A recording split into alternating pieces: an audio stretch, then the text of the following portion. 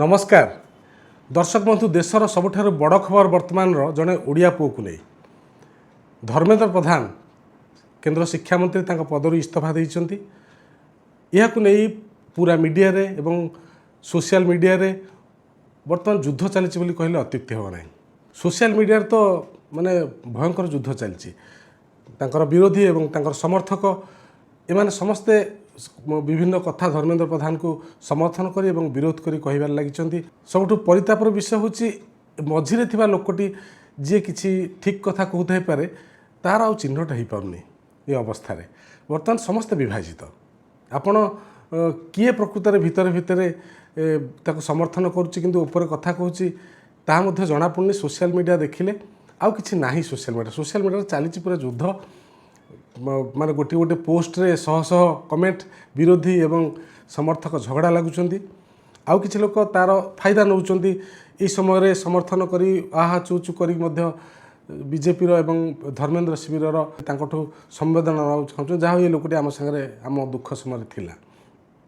तेबे कहि रखे धर्मेंद्र प्रधान को इस्तीफा निश्चित भाव में ओडिशा पई गोटे खराब खबर कहीं ना जहाँ भी हेले ओडिशा पई केंद्र जो दिल्ली दरबार रे नेतृत्व जो दि जाउथला जड़े प्रतिनिधि ओडिशार थिले सी क्या समर्थन करथुले कापाई करथुले सी अलग कथा थिला किंतु एक कथा स्वीकार करबाकू पड़िबो जे धर्मेंद्र प्रधान निश्चित भाव में जड़े व्यक्ति थिले ओडिशार परिचय सेठी सृष्टि करथिले नुआ परिचय किंतु किछि लोक जो लिखिले मधुबाबू परे एमानक परे ये सब बेकार कथा बरं सेमिति कहले मधुबाबू को एटा अपमान होउची। ठीक अच्छे जड़े आमर भितर समस्ते सब बेले केन्द्र में किसी किसी कम करी दिल्ली दरबार ओडिशा बाहर कम करी निश्चित भाव में आमर ओडिशार ना करती किए प्रशासनिक स्तर में किए खेल में किए राजनीति रे जेहेतु राजनीति भारतर गोटे माने गलिकंदीर प्रसंग तेणु समस्ते राजनीति को बेसी गुरुत्व दौरान एमती भी अन्य खेलाड़ी अच्छा अन्य सिनेमा स्टार अन्य बहुत क्षेत्र प्रशासनिक सेवार मोदी दरबार में तो अच्छा ओडिया लोक मुख्य बर्तमान तेणु सेटा कथा नुह विषय चर्चा होनी किंतु धर्मेंद्र प्रधान निश्चित भाव में आम गोटे लॉस कहीं सी इस्तीफा देले किंतु हाँ एक कथा भी अस्वीकार करा जाय परिबो नाही। धर्मेंद्र प्रधान को पाई जो केंद्र सरकार को पाई गोटे समस्या बर्तमान ठिया होता ता धर्मेंद्र प्रधान को पाई हो कि विभाग पाई हो अनेक सांबादिक जो मैंने किए वीडियो करी किए लेखि कहउछन जे धर्मेंद्र प्रधान को पाई धर्मेंद्र प्रधान को बाहर करने द्वारा कौन समस्यार समाधान हेबो नाही माने गोटे विदेशी शक्तिंकर एवं अराजकता सृष्टि करुवा पिला मानकर एटा गोटे बीज एटा गोटे ठीक नुहे कहीं अराजकता सृष्टि देला किए सुजोग देला किए परीक्षा प्रश्नपत्र लीक होती एटा तो सत तेणु से लीक विरोध में जो आंदोलन है से जो कथा कहते ता तो ठीक किंतु से सुजोगटा किए देला जड़े सांबादिक कहले जे सी धर्मेंद्र प्रधान इस्तीफा देले से इस्तीफा देवा बाध्य हेले मु बाध्य हवा कथा कहूनी। देखो सरकार गोटे गोष्ठी रे चले गोटे दल चलाऊँच जड़े व्यक्ति चलाऊनी एक कथा गोटे लाइन में कही हेब जे जदि आंगुली काटी न था ताले हाथटी काटिया पड़ पार हुए आगू तेणु सरकार एटा अनुभव कले जोटा को ये जो आंदोलनटा को बढ़ेबारे ये आंदोलन को यही स्तर को आणबारे किए कहार हाथ अच्छी सबुबेल समस्ते कन्विन्स होते जे ये आंदोलन बेसी दूर नुह असरपा कौन करेंगे बहुत तांकर जो बीजेपी समर्थक किंबा सरकार समर्थक जो माने बुद्धिजीवी माने सब एमान सब कॉकरोच माने असरपा मानकर बेसी शक्ति ना या कहीकि सरकार को कन्विन्स करुले जे किछि हबनी जदि से इस्तीफा दे दियंती ताहले सरकार परोक्ष मानि नेबे जे एटा गोटे माने भूल होइथिला। एते अहंकार भी सरकार रहीकि रहिबा कथा न कहीं सरकार चलने को हेले अनेक समय अहंकार करिया पड़े अहंकार भी भांगिया पड़े और निज अहंकार को छाड़िया पड़े किसी असुविधा ना जदि गोटे बड़ असुविधा आसी से समय देखा जाउछि प्रकृत में किसी भूल होती सरकार एवं धीरे धीरे से आंदोलन बढ़ुची विरोधी आसिक मिसिले समर्थन देले तापर कहले जे विदेशी शक्ति आसिले किए कहले चाइना शक्ति आसिले अरे बाबू एते पर्यंत समय कहीं गला जदि एमान सब आसिले ताले देश इंटेलिजेंस कौन करुला जदि सब बाहर आसी जाउछि सब कर इंटेलिजेंस कौन करुच्ची एटा सब बेकार कथा बेकार माने वास्तव कथा होछि जे एटा को प्रथमे बीजेपी एवं सरकार उभय भावी नेले जे ଏମାନେ ଏଇ ଯେଉଁ ଆନ୍ଦୋଳନଟା ଏଇଟା ବେଶୀ ଦାନା ବାନ୍ଧିବନି, ତାକୁ ସବୁ ହାସ୍ୟାସ୍ପଦ ମାନେ ହସିକି ଉଡ଼େଇ ଦେଲେ। ତାଙ୍କ ପାଇଁ ଗୁଡ଼ାଏ ଭିଡ଼ିଓ କଲେ, ମିମ୍ କଲେ ଯେ ଅସରପା ସବୁବେଳେ ଅସରପା, ତାଙ୍କୁ ଆମେ ଗୋଡ଼ରେ ପାଦରେ ଦଳି ଦେବୁ, ଏମିତି ସବୁ କହିଲେ। ତାର ପରିଣାମ ହେଉଛି ଏଇଟା। ଯଦି ଏଇ ପଦକ୍ଷେପ ପ୍ରଥମରୁ ନେଇ ନିଆଯାଇଥାନ୍ତା, ଟ୍ରାନ୍ସପାରେଣ୍ଟ ୱେରେ ସରକାର କିଛି କରିଥାନ୍ତେ, ତାହେଲେ ଏଇ ଯେଉଁ ସ୍ଥିତି ସୃଷ୍ଟି ହୋଇନଥାନ୍ତା। ବର୍ତ୍ତମାନ କ'ଣ ସରକାର ଉପରକୁ ଆଞ୍ଚ ଆସିବା ସମସ୍ୟା ଦେଖାଦେଲାଣି, ସରକାର ଏଇଟା ଅନୁଭବ କଲେ। ତେଣୁ ବାଧ୍ୟ ହୋଇକି ଧର୍ମେନ୍ଦ୍ର ପ୍ରଧାନକୁ ଇସ୍ତଫା ଦେବାକୁ ପଡ଼ିଲା। କିନ୍ତୁ ଏକଥା ବି ହେଇପାରେ, ଧର୍ମେନ୍ଦ୍ର ପ୍ରଧାନକୁ ପରବର୍ତ୍ତୀ ସମୟରେ ତାଙ୍କୁ ବଡ଼ ସୁଯୋଗ ବି ଦିଆଯାଇପାରେ, ତାଙ୍କୁ ଓଡ଼ିଶାରେ ବି ପଦ ବର୍ତ୍ତମାନ ଦିଆଯାଇପାରେ। ଓଡ଼ିଶାରେ ବି ସରକାର, ବିଜେପି ସରକାରର ସ୍ଥିତି ଏତେଟା ମାନେ ଭଲ ନାହିଁ, ତେଣୁ ସେଠି ବହୁତ ଦକ୍ଷ ଲୋକଙ୍କର ଆବଶ୍ୟକତା ଅଛି। ତେବେ ସବୁଠୁ ରୋଚକ କଥାଟି କ'ଣ ଜାଣିଛନ୍ତି ଦର୍ଶକ ବନ୍ଧୁ? ସୋସିଆଲ ମିଡ଼ିଆରେ ଯେଉଁ ଯୁଦ୍ଧ ଚାଲିଛି, ଯେଉଁ ପରସ୍ପର ଭିତରେ କିଏ ଲେଖୁଛି ଓଡ଼ିଶାର ଦୁର୍ଭାଗ୍ୟ, ଜଣେ କିଏ ଲେଖିଲେଣି ପଞ୍ଜାବରେ ପେପର ଲିକ୍ ଏବେ କିଏ ଇସ୍ତଫା ଦେବ। ମାନେ ସେମାନେ ଧର୍ମେନ୍ଦ୍ର ପ୍ରଧାନଙ୍କ ଯେଉଁ ଇସ୍ତଫା ଦେବାଟାକୁ ଏମାନେ ଯେହେତୁ କଟ୍ଟରପନ୍ଥୀ ସମର୍ଥକ, ସେମାନେ ତାକୁ ଗୋଟେ ଗ୍ରହଣ କରିପାରୁନାହାନ୍ତି। ଯଦି କିଏ ଦେଲା, ଏଠି ଦେଇଛନ୍ତି, ଏଡ଼େ ବଡ଼ ଆନ୍ଦୋଳନ ହେଇଥିଲା ଏବଂ ନିଟ୍ ପେପର ଲିକ୍ ହେଇଛି, ପଞ୍ଜାବରେ କ'ଣ ହେଇଛି ନୋବଡି ନୋଜ୍, କିନ୍ତୁ ସେମାନେ କହୁଛନ୍ତି ମାନେ କ'ଣ କି ସେମାନେ ଜଷ୍ଟିଫାଏ କରିବାକୁ ଚାହୁଁଛନ୍ତି ଯେ ଧର୍ମେନ୍ଦ୍ର ପ୍ରଧାନ ଇସ୍ତଫା ଦେବାଟା ଗୋଟେ ଦେଶ ପାଇଁ ବଡ଼ ଲସ୍ ହେଲା। ଲସ୍ ନୁହେଁ, ବର୍ତ୍ତମାନ ଯେଉଁ ଏଡ଼େ ବଡ଼ ଆନ୍ଦୋଳନ ଚାଲିଛି, ପିଲାମାନଙ୍କର ଶିକ୍ଷାର ଭବିଷ୍ୟତ, ଏକଥା ସତ ଯେ ଧର୍ମେନ୍ଦ୍ର ପ୍ରଧାନ ଇସ୍ତଫା ଦେଲେ ଯେ ସେଇଟା ଶିକ୍ଷା ବ୍ୟବସ୍ଥା ପୁଣି ସଜାଡ଼ି ହେଇଯିବ, ସେମିତି କିଛି ନାହିଁ। କିନ୍ତୁ ୟାକୁ ଗୋଟେ ଭୁଲ ଭାବରେ ଗୁଡ଼ାଏ ସମର୍ଥକ ଏବଂ ଆଉ ବିରୋଧୀ ଏମିତି ଭାବରେ ତାକୁ କଳି ଲାଗୁଛନ୍ତି, ଏମିତି ସୋସିଆଲ ମିଡ଼ିଆରେ ଭାରି ଖରାପ ଗୋଟେ ପ୍ରଦୂଷିତ ବାତାବରଣ ସୃଷ୍ଟି ହେଉଛି। ତେଣୁ କିଏ ଆଉ ଜଣେ ଲେଖିଲେଣି ବନ୍ଧୁ ଯେ ଧର୍ମେନ୍ଦ୍ର ପ୍ରଧାନଙ୍କ ଇସ୍ତଫା ପରେ କୁହାଯାଉଛି ଯେ ଅପରାଜିତା ଷଡ଼ଙ୍ଗୀ ବୋଧହୁଏ ତାଙ୍କୁ ଦିଆଯାଇପାରେ ଏ ମନ୍ତ୍ରୀ ପଦ, ଏକଥା ବି ଆସିଲାଣି। ତାପରେ ସ୍ୱାଭାବିକ ଭାବରେ ଆଉ ଜଣେ କିଏ ଲେଖିଥିଲେ, ମୁଁ ପଢ଼ୁଥିଲି, ଏମିତି କେତେ ଗଲେଣି ଅସରପା ଓ ଟୁକୁଡ଼େ ଗ୍ୟାଙ୍ଗ। ଚିନ୍ତା କରୁଛନ୍ତି ତ ଏମାନଙ୍କର ବ୍ୟବହାର ଆଉ ଏମାନଙ୍କର ଅହଙ୍କାର ଭାଙ୍ଗୁନି, ମାନେ କେମିତି କଥାବାର୍ତ୍ତା ତାଙ୍କର। ଜଣେ ଲେଖିଛନ୍ତି, ଦେଶବାସୀଙ୍କ ସ୍ୱରକୁ ଅରାଜକ କହି ନିଜକୁ ଆନ୍ଦୋଳନକାରୀଙ୍କୁ ଲଜ୍ଜିତ କରନ୍ତୁ ନାହିଁ। ଠିକ୍ କଥା। ଆରେ ଗୋଟେ ବଡ଼ ଆନ୍ଦୋଳନକୁ ଆଗ ସ୍ୱୀକାର କର, ଭୁଲଟାକୁ ସ୍ୱୀକାର କର। ଧର୍ମେନ୍ଦ୍ର ପ୍ରଧାନ ଯାଇଛନ୍ତି, ସେଟା ଓଡ଼ିଶା ପାଇଁ ଲସ୍ ସମସ୍ତେ ଜାଣିଛନ୍ତି, କିନ୍ତୁ ଭୁଲ କାମ କଲେ ତ ଚାକିରି ଯିବ ନା।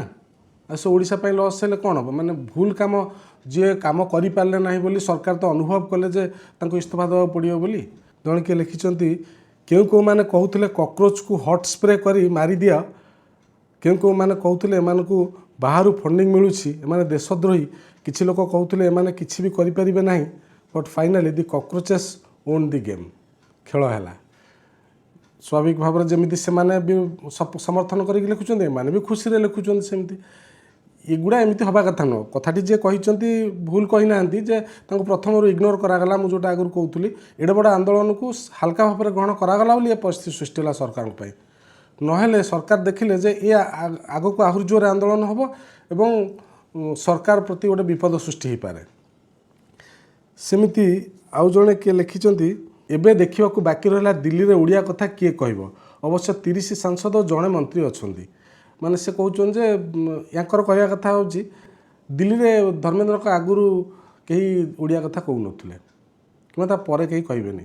ଧର୍ମେନ୍ଦ୍ର କହୁଥିଲେ, ପ୍ରତିନିଧିତ୍ୱ ଥିଲା, ଠିକ୍ ଶକ୍ତିଶାଳୀ ପ୍ରତିନିଧିତ୍ୱ ଥିଲା, କିନ୍ତୁ ତାର ଅର୍ଥ ନୁହେଁ ଯେ ଏମିତି କହିବା କଥା ଯେ ତା ପୂର୍ବରୁ କେହି କହୁନଥିଲେ କି ତା ପରେ କେହି କହିବେନି। ଧର୍ମେନ୍ଦ୍ର ଏକାମାତ୍ର ଲୋକ ଥିଲେ, ତାଙ୍କ ପରେ ଆଉ ଓଡ଼ିଶାର ଚିହ୍ନବର୍ଣ୍ଣ କିଛି ରହିବନି। ମାନେ ସମର୍ଥନ ଦେବାର ବି ଗୋଟେ ସୀମା ଅଛି, ନିଜର ବିବେକ ବି ଅଛି। ଆମେ ଯେଉଁଟା ଠିକ୍ ତାକୁ ସମର୍ଥନ ଦିଆଯାଉ। ମନେ କରନ୍ତୁ ୱାଙ୍ଗଚୁକ୍, ମୁଁ ନିଜେ କହିଥିଲି ୱାଙ୍ଗଚୁକ୍ ଜଣେ ସେଠି ସମର୍ଥନ ଦେଇକି ଭଲ କରୁଛନ୍ତି, ତାକୁ ଯେଉଁମାନେ ବିରୋଧ କରୁଛନ୍ତି ଏଟା ଭୁଲ କରୁଛନ୍ତି। କିନ୍ତୁ ୱାଙ୍ଗଚୁକ୍ ମଧ୍ୟ ଗୋଟେ ଭୁଲ କଲେ। ସେ ଯେଉଁ ଆନ୍ଦୋଳନରେ ଆସିକି ସାମିଲ ହେଲେ ଏବଂ ପରବର୍ତ୍ତୀ ସମୟରେ ସେ ଯେତେବେଳେ ତାକୁ ଆନ୍ଦୋଳନ ଭାଙ୍ଗିଲେ, ଆନ୍ଦୋଳନଟାକୁ ଉପରକୁ ନେଲେ, ତାଙ୍କ ଯୋଗୁଁ ଦୃଷ୍ଟି ପଡ଼ିଲା ସମସ୍ତଙ୍କର, କିନ୍ତୁ ଯେତେବେଳେ ଭାଙ୍ଗିଲେ ସେତେବେଳେ ସରକାରଙ୍କ କଥାରେ ଭାଙ୍ଗିଦେଲେ। ଏଇଟା ଠିକ୍ ନୁହେଁ। ସେ ପିଲାମାନଙ୍କ କଥାରେ ଭାଙ୍ଗିଥାନ୍ତ, ପିଲାମାନେ କହିଥାନ୍ତେ ଆପଣ ଭାଙ୍ଗି ଦିଅନ୍ତୁ, ଆମେ ବସିଛୁ, ଆପଣ ଖାଲି ସମର୍ଥନ ଦିଅନ୍ତୁ। ସିଏ ଯାଇକି ଯେତେବେଳେ ସେଠି ସରକାରଙ୍କ ଦ୍ୱାରା ଏ କାମଟା କଲେ, ସାରା ଦେଶର ଗୋଟେ ମେସେଜ୍ ଗଲା। ତ ଆମେ ବି ଭାବୁଛୁ ଯେ ବୋଧହୁଏ ଇଏ ହି ଇଜ୍ କମ୍ପ୍ରମାଇଜ୍ଡ। ତେଣୁ ସେ କମ୍ପ୍ରମାଇଜ୍ କରିଗଲେ କଥାଟା ମେସେଜ୍ ଗଲା ସ୍ୱାଭାବିକ ଭାବରେ ଯିବ। ଆପଣ ଏତେ ବଡ଼ ଲୋକ ଯେତେବେଳେ ଆନ୍ଦୋଳନକୁ ଆସିଥିଲେ ସରକାରକୁ ପଚାରିକି ଆସିଥିଲେ କି?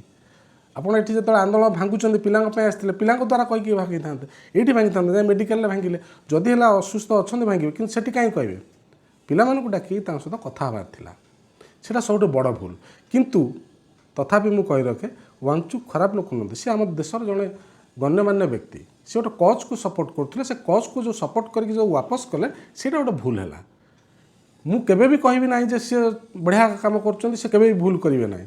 ଭୁଲ କରିବେ, କେତେବେଳେ ସ୍ୱାର୍ଥ ପାଇଁ ଭୁଲ କରିବେ, କେତେବେଳେ ଅଜାଣତରେ ଭୁଲ କରିବେ, କରିଛନ୍ତି ମଧ୍ୟ। ସେମିତି ଆଉ ଜଣେ ଧରମାର ରାଜନୈତିକ ସନ୍ନ୍ୟାସ ଲୋଡ଼ା, ହେ ଜଗନ୍ନାଥ କଳାପାହାଡ଼ ଓଡ଼ିଶା ଗାଦି ନ ଚଢ଼ୁ।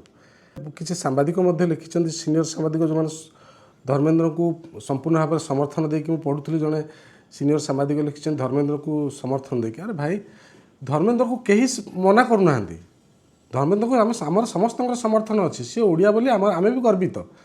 କିନ୍ତୁ ଗୋଟେ ଭୁଲ ପାଖରେ ଯଦି ଗୋଟେ ଭୁଲ କରାଯାଇଛି, ତ ଭୁଲଟାକୁ କେମିତି କହୁଛ ସେ ଭୁଲଟା ଯେଉଁ କରିଛନ୍ତି ସେଇଟା ଠିକ୍, ଏମାନେ ଯେଉଁମାନେ ଦାବି କରୁଛନ୍ତି ସେମାନେ ଭୁଲ। ଏଇଟା ଗୋଟେ ଅନଜଷ୍ଟିଫାଏଡ୍ ୱେରେ ନିଜର ଦାବି ଉପସ୍ଥାପନ କଲେ ହାସ୍ୟାସ୍ପଦ ପରିସ୍ଥିତି ସୃଷ୍ଟି ହେବ, ଏଇଭଳିଆ ପରିସ୍ଥିତି ସୃଷ୍ଟି ହେବ। ଜଣେ କିଏ ଲେଖିଲେ ଗୋଟେ ସରକାରକୁ ସମର୍ଥନ କରୁଥିବା ଗୋଟେ ଟିଭି ଚ୍ୟାନେଲର ନାଁ ନେଇଛନ୍ତି, ମୁଁ ନେବା ଉଚିତ ହେବନି। ସେଠି କାଳେ ଶୋକାକୁଳ ପରିବେଶ ସୃଷ୍ଟି ହେଇଛି, ସମସ୍ତେ ଏଠି ମର୍ମାହତ ଏବଂ ଭବିଷ୍ୟତ ନେଇ ଚିନ୍ତିତ। ଆଚ୍ଛା, କଥାଟା ବି କିଛି ଭୁଲ ନୁହଁ।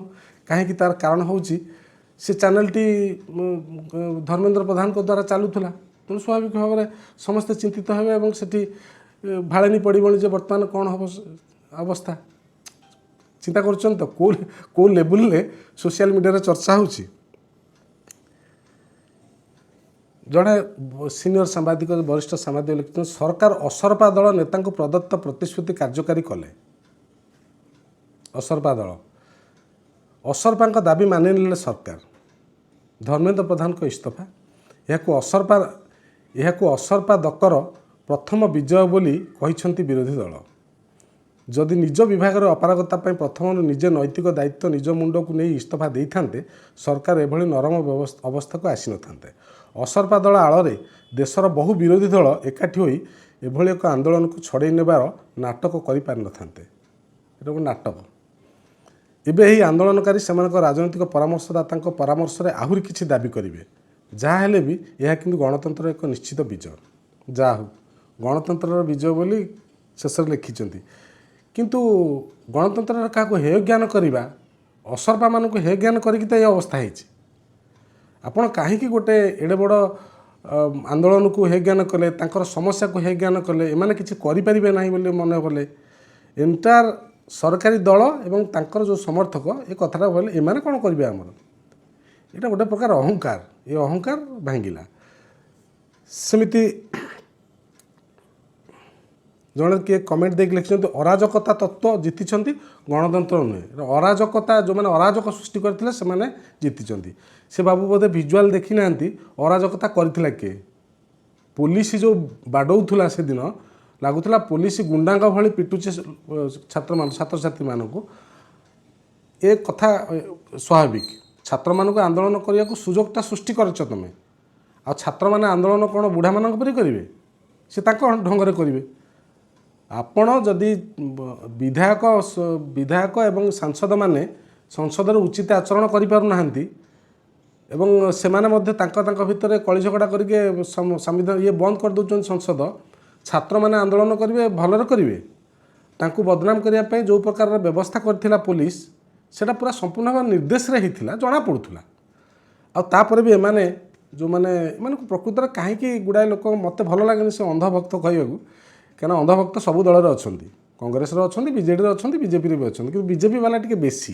ସେ ଅନ୍ଧଭକ୍ତଟା ଯେଉଁ କୁହାଯାଇଛି ସେଇଟା ଖାଲିଟାରେ କହୁଛନ୍ତି କି, କିଛି ତ ଥିବ। ସେମିତି ଧର୍ମେନ୍ଦ୍ରଙ୍କ ଚିଠି ଯେଉଁ ସେ ଇସ୍ତଫା ଦେଲେ, ସେଥିରେ କ'ଣ 21 ଜୁଲାଇ 2025 ହେଇଯାଇଛି। ସେଇଟା ବି ବୁଲୁଛି ବର୍ତ୍ତମାନ, ସବୁଆଡ଼େ ବୁଲୁଛି। ସବୁଠୁ ଇଏ ବିଷୟ ହେଉଛି, ଯେହେତୁ ମୁଁ ଲେଖାଲେଖି କରେ, ସାହିତ୍ୟ ଜଗତରୁ ଆସୁଛି, ଆମ ସାହିତ୍ୟିକମାନଙ୍କ ଭିତରେ ଯେଉଁ ଗୁଡ଼ାଏ ସିନିୟର ସାହିତ୍ୟିକମାନଙ୍କ ଭିତରେ ଯେଉଁ ଚୋରପଣଟା ବାହାରକୁ ପଳେଇ ଆସିଲା।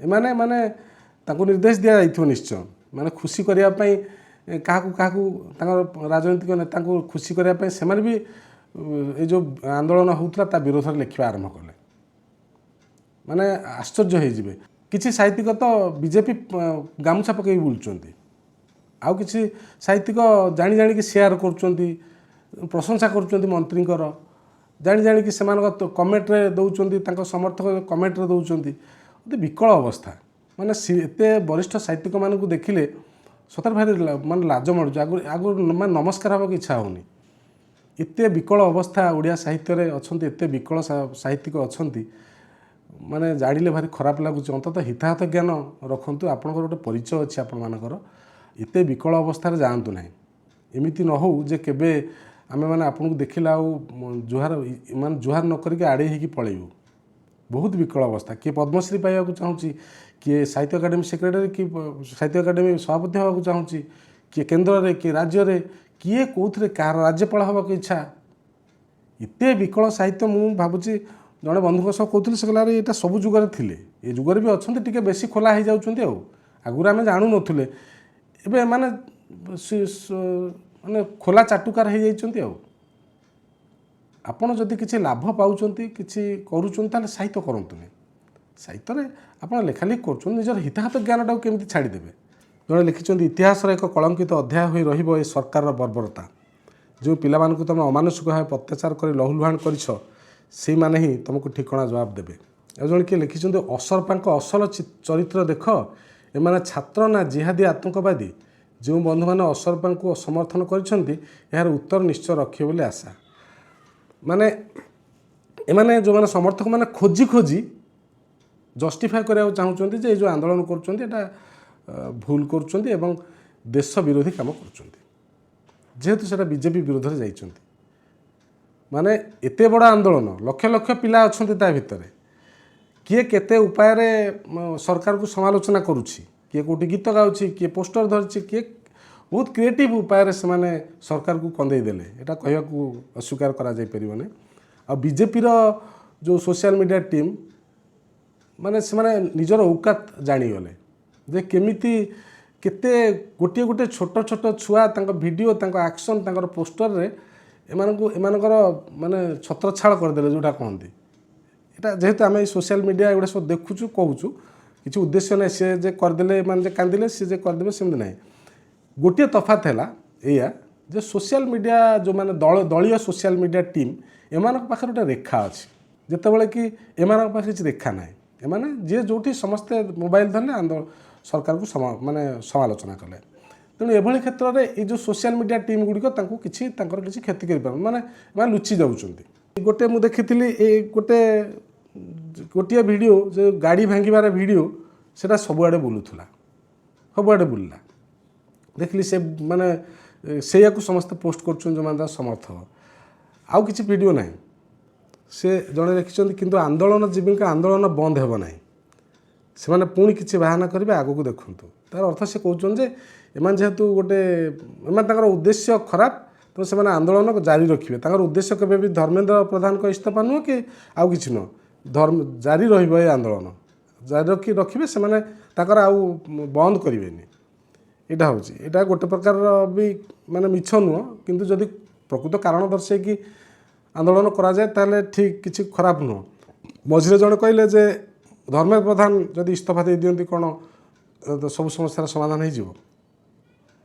जदि धर्मेंद्र किंतु धर्मेंद्र प्रधान तो इस्तीफा देले तो समाधान समस्यार समाधान तो पर हम बाटर तो सी बस पुणी एवं देखा जाऊ हम कि नहीं जदि हे कि नहीं जना पड़ो आपण मैंने से कहे जे धर्मेंद्र प्रधान को जिद करुले धर्मेंद्र प्रधान को आंदोलन ना इस्तीफा एवं कौन है किसी लाभ है तार अर्थ आपण मैंने भी कहते जे आगामी दिन में पुणी सरकार नीट माने परीक्षा पत्र प्रश्न पत्र लीक हो पारे जड़े कि एमपी कहले गोटे देखुची षड्यंतर शिकार हो देश को खंड खंड करेंगे जेएनजी पिला माने षड्यंतर शिकार हे देश बाहर सबुआड़ू हे से द्वारा बहुत असुविधा सृष्टि हम सारा देश अराजकता लगे ये आशंका को आपण मैंने बुझे प्रकृत में ये आशंका ठीक कि नहीं जेएनजी आंदोलन प्रकृत में जेएनजी जो कथा गुड़ा जदि शुणा जाए आंदोलन केवे भी हम ना ଯଦି ଠିକ୍ ଠିକ୍ ସେମାନଙ୍କ କଥା ଶୁଣାଯାଏ। ଦେଖନ୍ତୁ ସବୁ ଦଳରେ ଜେଏନ୍ଜି ଅଛନ୍ତି, ଜେଏନ୍ଜିଟା କେବଳ ଏଇଠି ନାହାନ୍ତି। ତେଣୁ ମାନେ ସରକାର ବାହାରେ ଯେଉଁମାନେ ଅଛନ୍ତି ସେମାନେ ଜେଏନ୍ଜି ଏ କଥା ଭାବିବା ଉଚିତ। ଯାହା ଯାହା ଠିକ୍ ତାହା କରାଯାଉ, ସେମାନଙ୍କ ସହ ଆଲୋଚନା କରିକି କରାଯାଉ, କିଛି ହେବନି। ଗୋଟେ ୱାଙ୍ଗଚୁକଙ୍କର ଗୋଟେ ଭିଡ଼ିଓ ଆସିଛି ଯେଉଁଥିରେ ସେ କାଳେ କହୁଛନ୍ତି do I need a character certificate after 26 days of hunger. ମାନେ ମୁଁ ସେଇଟା ମୁଁ ଦେଖିଲି ୱାଙ୍ଗଚୁକ୍ ଯେଉଁ ତାଙ୍କର କହିଛନ୍ତି ଯେ ମୁଁ ଏତେ ଦିନ ଆନ୍ଦୋଳନ କଲି, ମୋ ଦେହ ଅମକ ହେଲା, ତାଙ୍କ ଭିତରେ ଟିକେ ଅହଙ୍କାର ବି ରହୁଛି। ଯେଉଁଟା ଯେ ମୁଁ 26 ଦିନ ଆନ୍ଦୋଳନ କରିଦେଲି, ଏଇଟା ଗୋଟେ ବହୁତ ବଡ଼ କଥା ହେଲା, ତେଣୁ ତମ ପାଇଁ ମୁଁ ଗୋଟେ ଈଶ୍ୱର ସାବ୍ୟସ୍ତ ହେଲି, ଏଇଟା ଗୋଟେ ଠିକ୍ ନୁହଁ। এটা ସେମିତି କହିବା ଉଚିତ ନୁହଁ। ତୁମେ ଗୋଟେ ବଡ଼ କଜ୍କୁ, ଗୋଟେ ବହୁତ ବଡ଼ କାରଣକୁ ଆପଣ କରିଛନ୍ତି, ସମର୍ଥନ ଦେଇଛନ୍ତି, ସେଇଟା ହିଁ ସବୁଠୁ ବଡ଼ ଥିଲା।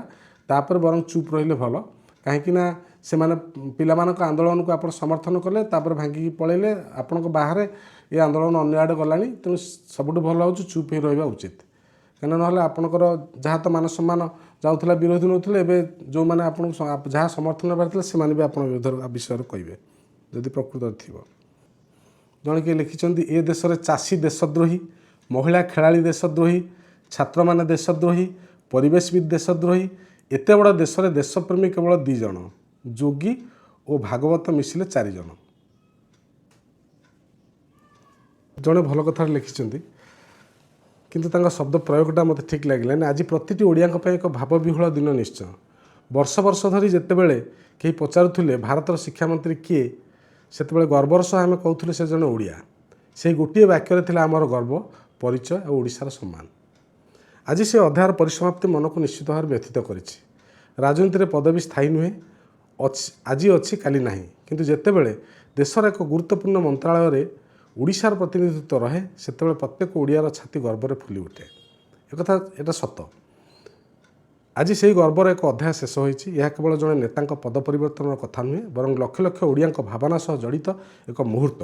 ଆମର ବିଶ୍ୱାସ, ଓଡ଼ିଶାର ପ୍ରତିଭା, ପରିଶ୍ରମ ଓ ସାମର୍ଥ୍ୟ କେବେ ବି କମିବ ନାହିଁ। ଆଗାମୀ ଦିନରେ ପୁଣି ଓଡ଼ିଶା ଦେଶର ସର୍ବୋଚ୍ଚ ନେତୃତ୍ୱକୁ ଆହୁରି ଶକ୍ତିଶାଳୀ ଭାବେ ପ୍ରତିନିଧିତ୍ୱ କରୁ। ଏହା ହିଁ ପ୍ରତ୍ୟେକ ଓଡ଼ିଆର ଆଶା ଓ ପ୍ରାର୍ଥନା। ପଦ ଆସେ, ପଦ ଯାଏ, କିନ୍ତୁ ଓଡ଼ିଶାର ସ୍ୱାଭିମାନ, ଗୌରବ ଓ ପରିଚୟ ସଦା ଅମର ରହିବ। ଏଇଟା ଗୋଟେ ଭଲ କଥା କୁହାଯାଇଛି ବାସ୍ତବରେ, କିନ୍ତୁ ଏଠି ଅନ୍ତତଃ ବହୁତ ଭାବରେ ଗ୍ଲୋରିଫାଏ କରାଯାଇନି। ଯେମିତି କହିଲେ ମଧୁବାବୁଙ୍କ ସହ ତୁଳନା କଲେ, ଦ୍ୟାଟ୍ ଇଜ୍ ନଟ୍ କରେକ୍ଟ। ନିଶ୍ଚିତ ଭାବରେ ସେ ଆମର ଗୋଟେ ଥିଲେ, କିନ୍ତୁ ଗୋଟେ ଭୁଲ ପଦକ୍ଷେପ, ଗୋଟେ ଭୁଲ ପରିବେଶ ସୃଷ୍ଟି ହେଲା। ସେତେବେଳୁ ସରକାର ପାଇଁ ଗୋଟେ ଅଡ଼ୁଆ ପରିସ୍ଥିତି ସୃଷ୍ଟି ହେଲା, ବାଧ୍ୟ ହୋଇକି ସେ ଇସ୍ତଫା ଦେଲେ ଏବଂ ସରକାର ବରଂ ବହୁତ ଡେରି କଲେ ତାଙ୍କୁ ଇସ୍ତଫା ଦେବାକୁ କହିବାରେ। ସେଇଟା ଭଲ ହୋଇଥାନ୍ତା ଯେ ତା ପୂର୍ବରୁ ଇସ୍ତଫା ଦେଇଦେବା ଉଚିତ ଥିଲା, କାହିଁକିନା ଏ ଆନ୍ଦୋଳନକୁ ସେମାନେ ହାଲକାରେ ନେଲେ। ସରକାର ଏତେ ବଡ଼ ହେବନି ବୋଲି ଭାବିଲେ, ସମସ୍ତେ ଲାଗିଲା ଧୀରେ ଧୀରେ ଗୋଟେ ମନୋଭାବ ସୃଷ୍ଟି ହେଲା ଯେ ଧର୍ମେନ୍ଦ୍ର ପ୍ରଧାନଙ୍କୁ ବଞ୍ଚାଇବାକୁ ଚେଷ୍ଟା କରାଯାଉଛି। ଏସବୁ ପରିସ୍ଥିତି ଭିତରେ ଯେଉଁଟା ମୁଁ କହିଥିଲି ଯେ ଆଜି ଆଙ୍ଗୁଳିଟି ଯଦି କଟି ନଥାନ୍ତେ ହୁଏତ ହାତ କାଟିବାକୁ ପଡ଼ିଥାନ୍ତା ଆଗକୁ। ଏମିତି ସବୁ ବିଭିନ୍ନ କଥା ଆସୁଛି ଦର୍ଶକ ବନ୍ଧୁ। ତେଣୁ ସୋସିଆଲ ମିଡ଼ିଆରେ ବିଭିନ୍ନ କଥା ଆସୁଛି, ତା ଭିତରେ ଆମକୁ ଗୋଟିଏ କଥା କହିବାକୁ ପଡ଼ିବ ଯେ ନିରପେକ୍ଷ ମତ ରଖନ୍ତୁ। କାହାକୁ ଓଡ଼ିଆ ବୋଲି କିମ୍ବା ମୁଁ ମାନେ ଏ ସ୍ଥାନରେ ଅଛି ବୋଲି, ସେ ସ୍ଥାନରେ ଅଛି ବୋଲି ସମର୍ଥନ କରିବାର, କୌଣସି ରାଜନୈତିକ ଦଳକୁ ସମର୍ଥନ କରିବାର ଅସୁବିଧା ନାହିଁ, କୌଣସି ରାଜନୈତିକ ନେତାଙ୍କୁ ସମର୍ଥନ ଦେବାର ଅସୁବିଧା ନାହିଁ। କିନ୍ତୁ ଗୋଟେ ବଡ଼ କାରଣକୁ ସବୁବେଳେ ସମର୍ଥନ ଦିଅନ୍ତୁ। ସେଥିରେ ଯଦି ଗୋଟେ ବଡ଼ କାରଣକୁ ସମର୍ଥନ ଦେଲାବେଳେ ଯଦି ଦେଖିବେ ଯେ ମୋ ଭାଇଟା ବଳି ପଡ଼ିଯାଉଛି, ଦେଖନ୍ତୁ ଗୋଟେ ବଡ଼ ଦୋଷ କଲାବେଳେ, ଗୋଟେ ବଡ଼ ଘଟଣା ଘଟିଲା ବେଳେ, ଦେଶର କଥା ଉଠିଲା ବେଳେ ଉପାୟ ନାହିଁ। ତେଣୁ ଆମେ ସମସ୍ତେ ନିଜର ମତ ସଠିକ୍ ଭାବରେ ଦେବା ଏବଂ ଯେଉଁ ଭାଇମାନେ ଯେଉଁମାନେ ରାଜନୈତିକ ଦଳକୁ ସମର୍ଥନ କରୁଛନ୍ତି, ସେମାନେ ମଧ୍ୟ ଶିଖନ୍ତୁ ଯେ ଯେଉଁମାନେ ମଝିରେ ରହିକି ଠିକ୍ କଥାଟି, ଉଭୟ ପକ୍ଷର ଠିକ୍ କଥା କହୁଛନ୍ତି, ଆଉ ଯେଉଁମାନେ ଲୁଚିକି ରହିଛନ୍ତି ଠିକ୍ କଥା କହିବା ପାଇଁ, କିନ୍ତୁ ଭିତରେ ଭିତରେ ମନ୍ତ୍ରଣା କରିକି ଭୁଲ କଥାଟାକୁ ଆଣି ଠିକ୍ ଭାବରେ କହିବାକୁ ଚେଷ୍ଟା କରୁଛନ୍ତି, ସେମାନଙ୍କୁ ବିଶ୍ୱାସ କରନ୍ତୁ ନାହିଁ। ଠିକ୍ କଥାଟାକୁ ଗ୍ରହଣ କରନ୍ତୁ ମଧ୍ୟ ଆପଣମାନେ। ଆଗାମୀ ଦିନରେ ମଧ୍ୟ ଓଡ଼ିଶାର ନେତୃତ୍ୱ ଆହୁରି ବଢ଼ିବ ଏବଂ ଧର୍ମେନ୍ଦ୍ର ପ୍ରଧାନ, ଆମେ ଆଶା କରିବା ଆହୁରି ବଡ଼ ପଦବୀରେ, ଆହୁରି ଗୁରୁତ୍ୱପୂର୍ଣ୍ଣ ପଦବୀରେ ତାଙ୍କୁ ଆମେ ଦେଖିବା। ଏହି ଆଶା ନେଇ ମୁଁ ରହୁଛି। ନମସ୍କାର।